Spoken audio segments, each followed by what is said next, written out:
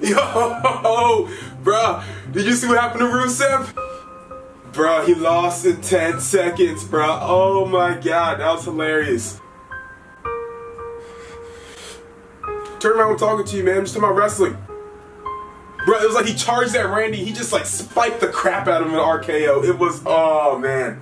What do you think about that, man? Because I know RUSEV's your dude and stuff. Like, what's up? Bro, you alright? Bro, it's just wrestling. Chill out. Bro, you look like you want to punch a wall. Chill out. It's just wrestling.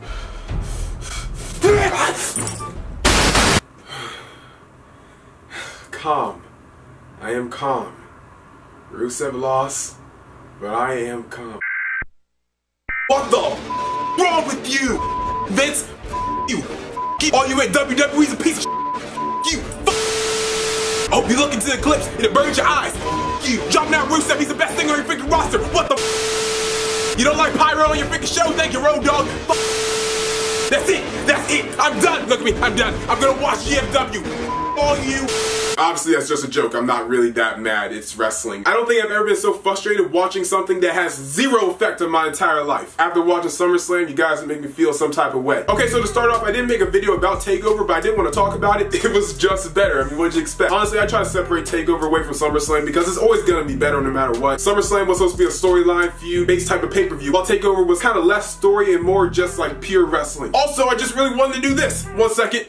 Adam Cole, baby! I tweeted this last night if you don't follow me on Twitter, but I said SummerSlam was 50% amazing, 48% and 2% what the heck? So to start off talking about the pre-show, I actually didn't even watch it. I did watch the USO match, but I didn't watch the 2 matches before, only because it started like 5 o'clock. I had better things to do. I caught some highlights of the Miz and Cruiserweight match this morning. Miz's match, I think the entire crowd was on their phones outside the arena because there was no one in there. I seriously think I've been to a bigger indie show than the people that were in the Barclays Center for that match. But yeah, that match happened in front of 0 people, so that's awkward. Neville won the Cruiserweight Championship back. This was just so, like, WWE booking. It was so obvious. What was gonna happen is Neville lost the title on Monday and then lost the rematch on Sunday. Or Akira won on Monday, then lost the title on Sunday. I really rather have seen Tozawa actually keep his title, only because you're trying to build up new stars for 205 Live. And you can't do that when the guy you've invested so much time into, you give him the title, and then 6 days later, you take it away from him. Not too much to complain about, but eventually Neville will get a little old as champion, and you're gonna need someone else new. Time to either build up Tozawa one more time, or maybe you want to look at Mustafa Ali or Cedric Alexander. They're very deserving of that title. There's been 2 great kickoff matches ever. There was New Day and Usos from last night. Then I believe in 2013 it's the Shield. It was Roman Reigns and Seth Rollins versus the Usos again for the titles. When the Usos are on the kickoff, you know you're about to see something good. Not counting NXT, this is definitely the best tag team match so far in WWE this year. Xavier Woods is not given the credit that he deserves. Did you see him pick up Big E? Yeah, he's a strong body. Eventually the Usos picked up the titles, and I think it kind of just helps the story. But Hell in a Cell being a SmackDown Live show, could see New Day and Usos in there for those tag team titles, and I actually wouldn't mind that. It sounds pretty freaking good, honestly. First time since I believe No Mercy or Backlash, it was one of the SmackDown Live pay-per-views. John Cena opened up a pay-per-view. Him and Baron Corbin went at it. Honestly, it just didn't feel like a big match whatsoever. At this point, honestly, you could have put Corbin and Cena on the kickoff if you really wanted to bring in network subscribers. It would have looked really stupid to have John Cena on the kickoff. But still, you gave away your best SummerSlam match, maybe besides the main event on the kickoff, and you could have just put John Cena up there. People will watch. John Cena did not take Baron Corbin seriously at all. That's why I really think this should have been a kickoff match. He hopped out the ring and got JBL's hat. Word of advice, if you are a current wrestler, do not be a jerk on Twitter, especially to someone that is serving the country. Natalya beat Naomi for the Women's Championship. I'm okay with it only because Natalya hasn't won a title since like Survivor Series of 2010, which really shows that she's been there for a hot minute. It really has not got anything in return for it. I like Natalya winning. I don't really agree with her beating Naomi, only because Naomi's one of the few wrestlers on your roster that's overall just pretty much cheered. I think people that don't like Naomi, when she comes out, just kind of just sit down and really don't say anything. She's never getting booed. It's overall pretty much just cheers. Yeah, the entrance, I don't know where she stands on all the women's wrestlers, but I know she's probably pushing a lot of merchandise. Feel the Glow really doesn't make that much sense to me. I still like it. I don't really agree with it. I think Naomi should have kept the title to like Survivor Series and then drop it. That's just my opinion. I think Natalya deserves it, so I have no problem with it. But her character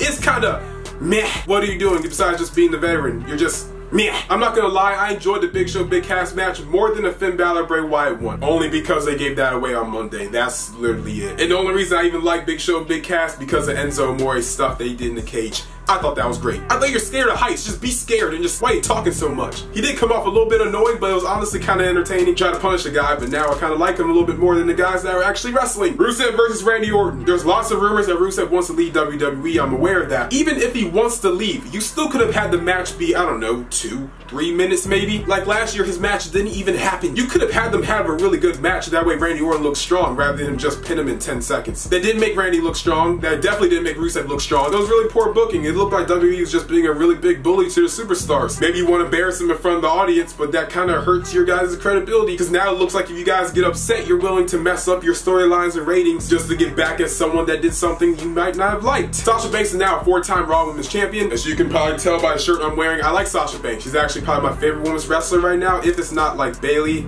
or Alexa or Naomi or Carmella or Becky. I like them all, honestly. From a wrestling standpoint, I feel like Great Balls of Fire was actually a lot better than this match. The finish kind of came sudden. I feel like this match could have been a little bit longer, especially with the 10-second Rusev match. Felt more like a bigger Raw match than it really was a pay-per-view match, but I like Sasha. Alexa's great. Sasha's probably my favorite. Alexa's great, and now she's champion, so I'm okay with it. Sheamus and Cesaro dropped the Raw Tag Team titles to 3/4 of the Shield. 3/4? 2/3. I felt like the Usos match was better in the ring, but from a story standpoint, Rollins and Ambrose was definitely better. I made it no secret, I'm not a Dean Ambrose fan, but this match really made me like him again. It's so weird to see Sheamus and Cesaro do so well as a tag team because they're really not tag team wrestlers. Cesaro has a lot more experience probably because of stuff he did with Chris Hero or Cassius Ohno or whatever you want to call him in Ring of Honor, and then the Real Americans with Jack Swagger, then the tag team he did with Tyson Kidd. They were all great. Cesaro may just be the best tag team partner to ever have if you ever need someone, but Sheamus and Cesaro, they just like get it. Like they just know tag team wrestling, and it's really weird because they're not really tag team wrestlers, but they do so well at it. I can't talk about this match unless I talk about the beach ball. I think that was actually a Cesaro face turn because people love that. Eventually Dean Ambrose and the Red Ranger, they won the tag team titles, and it was great. Dean Ambrose just became a Grand Slam champion because he's won the world titles, won Intercontinental, US, and now tag team.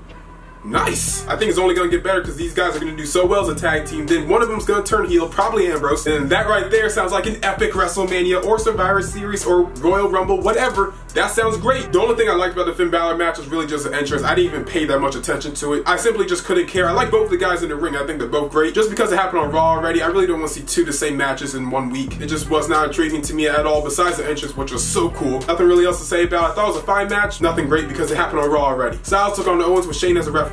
I didn't really like it that much. I like the Battleground match a lot more. It's also because I was there, and I felt Shane was just a little bit too involved in this match. Just kind of threw me off a little bit. This is definitely setting up to Owens McMahon feud. It was just another match that was kind of meh. Also, I really didn't like it because of placing on the card. Like, if it was placed anywhere else, maybe the opening match or maybe the second match, I thought it was done really well. It was kind of just thrown there to transition out of all the singles and tag team matches and women's matches into the world title matches, which I really was just looking forward to those, so I really didn't care that much about Kevin and AJ. Jinder Mahal pinned Shinsuke Nakamura in a WWE ring. It doesn't make Nakamura look bad because he did lose by distraction. Something that did look really bad, though, was that finish. It looked like Nakamura didn't know the finish was coming up, and he barely moved. He barely moved until Jinder actually kind of left his feet, and then Shinsuke jumped up and fell really awkwardly, which really didn't look good. Especially that botched finish is the reason that Shinsuke Nakamura got pinned. Did not help that match at all. It was really slow paced, but it is Jinder Mahal. He doesn't wrestle like a Nakamura or a Styles or Owens. Probably would have been a lot better if you didn't do that same finish for 2 pay-per-views in a row and then kind of just transferred that to SummerSlam. As much as I wanted Nakamura to win, I don't think it was his time. Before this year ends, he will be champion, just not SummerSlam. I felt like it was just kind of early. This feud is definitely not over. When it does end, Nakamura's gonna be champion. Finally, the main event. That was just fun to watch. I just loved watching it. It was just fun. Brock Lesnar, Roman Reigns, Samoa Joe, and Braun Strowman. I know it's always cool to see flips and all this cool wrestling stuff, but I just want to see big dudes beat the crap out of each other, and that was fun. This was the coming out of Braun Strowman. Oh my god, he looked so good in this match. When Samoa Joe won a fatal 5-way to be number 1 contender, he was kind of the afterthought, which was exactly what he was playing in this match as well. So I was like, oh my god, he might actually win. The fact that he picked up Brock Lesnar and threw him over his shoulder like he was burping a baby, then put him through 2 tables. When Braun was going for the second, I was like, nah, Lesnar's gonna jump off and then maybe F5 him or something. But he hit it again, and then he flipped the table. Braun Strowman probably shouldn't have done strongman before wrestling. Really could have been an Olympian for shot put because he was just chucking things through a chair. He basically threw the steps almost over the ring. Braun Strowman could have won the title and kind of been like a transitional champion, or just would have been a steady champion until Brock Lesnar was gonna come back for WrestleMania. Maybe Brock beat Strowman like the last Raw pay-per-view of the year. All I know is, Braun Strowman, I love you more than I ever loved you before. I think you are amazing, you are awesome, and that main event killed it. Based off the matches you wanted to see, SummerSlam was either really good or just really crap. But tell me what you guys thought about SummerSlam. Did you like it? Did you hate it? I know I am definitely still a little bit salty. just a little bit. In the comments down below, if you made it to the end of the video, put hashtag redemption for Ruru and then whatever you thought about SummerSlam. And also get that SOB trending on Twitter because Rusev will have redemption. And make sure to like, comment, share, and always subscribe. And we outie. I didn't get the majority of my predictions wrong, so I don't have to do a Rusev diss track, suckers. We outie.